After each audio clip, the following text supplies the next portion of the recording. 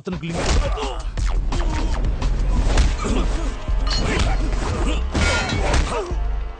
అది మాత్రమే కాదు, వాడి దగ్గర మది అని ఒకడున్నాడు. అన్వర్స్కి రైట్ లెఫ్ట్ అన్ని వాడే. రిసార్ట్, వైన్ షాప్ అని ఎక్కడ సమస్య వచ్చినా వాడే ముందెళ్ళి నిలబడతాడు. ఊరు నుండి వచ్చావా, సంతోషంగా తాగావా, బయలుదేరి వెళ్ళామా అన్నట్టు ఉండాలి. అర్థమైందా? అన్బర్స్ విషయానికి వస్తే వాడికి అంత డబ్బు డబ్బు డబ్బే. డబ్బు విషయంలో ఏదైనా తేడా జరిగిందంటే ఫ్యామిలీతో సహా లేపేస్తాడు. ఇచ్చి పుచ్చుకుని వాడికి అంత.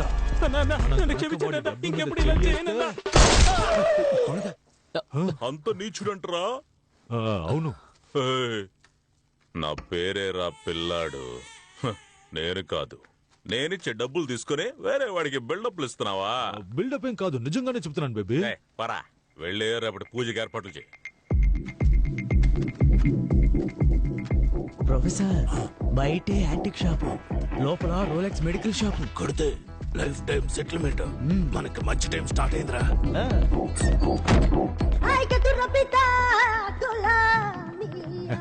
చూసారా? అన్నిటినీ చూసేసాం. ఏం తీసుకోవట్లేదా? రేపు లారీ తీసుకొచ్చి మొత్తం తీసుకుపోతాం. రేపు మేము ఇక్కడ ఉండం కదా. మంచి మాట చెప్పారు, విన్నావుగా? రేపు వీళ్ళు ఉండరట. అయితే మేము వస్తామండి. రావద్దు, వస్తామండి. రేపు మేము ఇక్కడ ఉండము. ఎల్లుండి రండి. అప్పుడు మీరుంటారా? పోలీసులందరూ మిస్ వెళ్ళిపోయారు. అయితే ఈ రాత్రికే ఊరు నుంచి ఎస్ అయిపోదామన్నా. ఊరు వదిలి వెళ్ళిపోదాం. పండ్ర చదవాలరా. రేపటి నుండే మనకి మంచి టైం స్టార్ట్ అవుతుంది.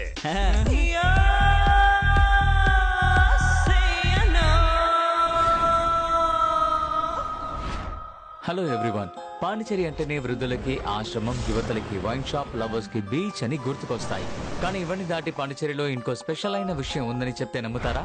ముందు ఫ్రెంచ్ అమ్మాయిని పెళ్లి చేసుకుంటే ఫ్రాన్స్ కి వెళ్తారు. ఇప్పుడు ఫ్రాన్స్ వెళ్ళడానికి ఫ్రెంచ్ అమ్మాయిలకి డబ్బులు ఇచ్చి పెళ్లి చేసుకుంటున్నారు. సాధారణంగా పెళ్లి కొడుకు కదా కట్నం ఇస్తారు, ఇక్కడేంటి అమ్మాయిలకి ఇస్తున్నారని ఆలోచిస్తున్నారా? దీని పేరే marriage marketing. Most of French Pondicherrians అందరూ వాళ్ళ కమ్యూనిటీలోనే పెళ్లి చేసుకుంటారు. ఒకరు ఇద్దరు మాత్రమే ఇలాంటి బ్రోకర్స్ చేసే స్కామ్ లో దొరుకుతారు. దీనికోసం బ్రోకర్స్ కమిషన్ మాత్రమే 3 నుండి 4 లక్షల వరకు తీసుకుంటున్నారు.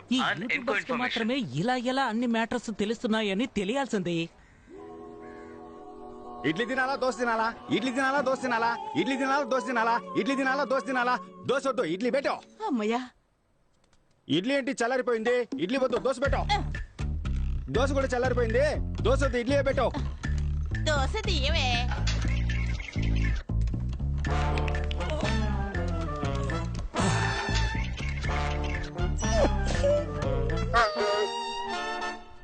సరే సరే, దోశ వద్దు, నేను ఇడ్లీ తింటాను, నువ్వు వెళ్ళక్క.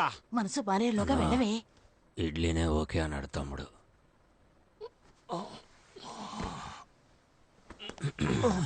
నంచుకోవడానికి ఏముంది? చట్నీ వేసుకోనా, సాంబార్ పోసుకోనా? మళ్ళీనా? మనం ఈ రోజు పెళ్లికి వెళ్ళినట్టే. చట్నీ వద్దు, సాంబార్ పోసుకో. తినక్కర్లేదు, లేవరా. ఈ మొహానికి ఫ్రాన్స్ ఒకటి. నువ్వు లేవరా, పెళ్లికి వెళ్తా. నా కాల్లో వెళ్దామా, నీ కాల్లో వెళ్దామా? ఇచ్చాననుకో. దాని ముందు కరుస్తున్నా.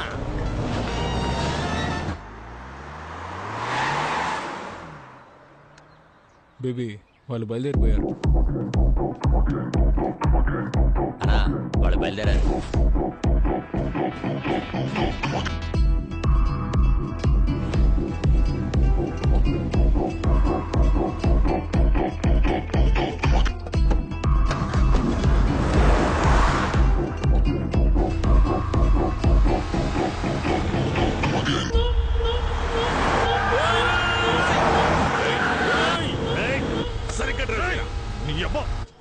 మిమ్మల్ని బండి రెడీ చేయమన్నాను. రెడీగా? రెడీగానే ఉందన్నా. ఎవడా వీడు కొత్త ఫేస్ లో ఉన్నాడు?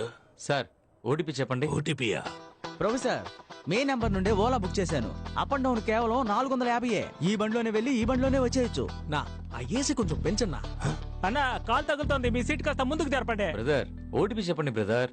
Booking cancel. క్యాన్సిల్ చేస్తే 30 రూపాయలు కట్ అవుతాయి. పర్వాలేదా? కొద్ది కిందకి దిగితే టిఫిన్ చేసి వెళ్దాం. పనికి మనం పెళ్లికి వెళ్తున్నాం ఏంటి? ఓలా బుక్ చేసి పెట్టారు.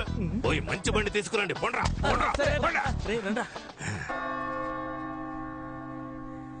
ఆ ప్రభువు ఈ అద్భుతమైన రోజును సృష్టించి మన అందరినీ ఇక్కడ ఒక్కటిగా కలిపాడు. ప్రభువా మా వేడుకోలును ఆలకించి ఎవరు ఇక్కడ డిస్టర్బెన్స్ చేసేది? సైలెంట్ లో పెట్టరా. ప్రభువా మా వేడుకోలు మళ్ళీ ఎవర్రా? మనోళ్ళు మందు కోసం ఫోన్ చేస్తున్నారు. సరుకు అడుగుతున్నారా? ఎక్కడున్నారు? జరుగు. ఒరే తుత్తర సీనుగా, నిన్న నైట్ వాట్సాప్ లో పంపించానుగా కార్ డిక్కీలో సరుకుందనే. దాన్ని మర్చిపోయి పెళ్లింట్లో గొడవ చేస్తున్నారు సిగ్గు లేకుండా. కార్ డిక్కీలో సరుకుంది, తీసుకొని తాగి రావంట్రా. మనోళ్ళు మందు అడుగుతున్నారమ్మా. ఫ్రెండ్స్ ఫ్రెండ్స్ అని మీరే టెన్షన్ ఓ అవ్వకండి. ప్రభువా మా వేడుకోలును ఆలకించి ఆప్రో తొత్తర పేరుగా ఇంకా ప్రభువా కాసేపట్లో కన్ఫ్యూజ్ చేసేశారు. అది ఏం చెప్పాను? వీని జెన్నిఫర్ల వివాహం ఈ రోజే జరగాలని ఆ ప్రభువుని వేడుకుంటున్నాను. దీనికి మీలో ఎవరికైనా అభ్యంతరం గాని అయిష్టత గాని ఉన్నట్టయితే తెలపవలెను. నేను అబ్జెక్ట్ చేస్తున్నాను. ప్రభువా ఎవరా ఒకరు?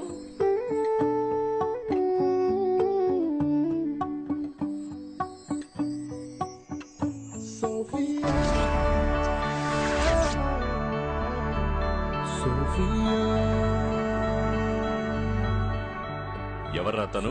గంటే సరే అయ్యో తను నా కూతురండి. ఏంటదే? మీ అమ్మాయా? చూపించడం లేదా?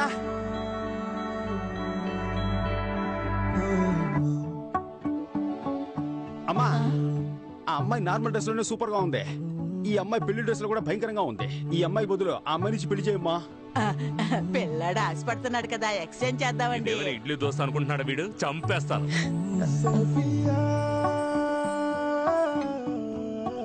ఏ సోఫీ ఏంటి ఇది? నువ్వాగమ్మా. అంకుల్ పాండిచ్చేరిలో ఎంత గొప్ప మనిషి. ఆయన ఇంటి ఫంక్షన్ ఇలా సింపుల్ గా సాధారణంగా జరగాల? ఒక సెలబ్రేషన్ కూడా వద్దా? మీరు చెప్పండి ఆంటీ, మీ మ్యారేజ్ అలాగే బోరింగ్ గా జరిగిందా? ఆటలు పాటలు ఆర్భటాలతో బ్రహ్మాండంగా జరిగింది కదా. స్టేజ్ మీద అంకుల్ నన్ను ఎత్తుకొని డాన్స్ ఆడారు కదా. చెప్పమ్మా, ఇప్పుడు ఏం చేయమంటావు? మీరేం చేయద్దు అంకుల్.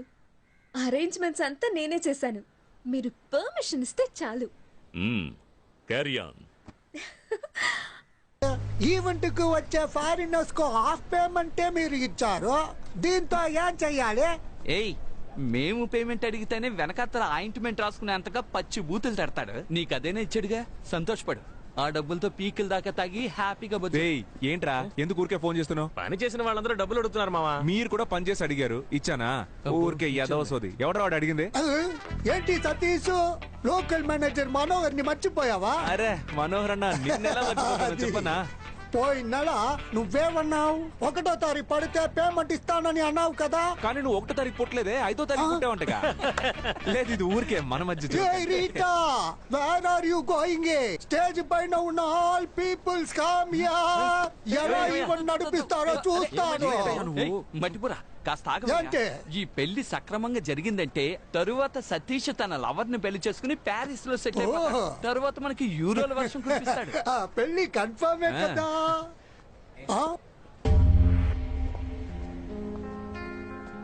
ఏ సోఫీ, ఏంటి ఇది?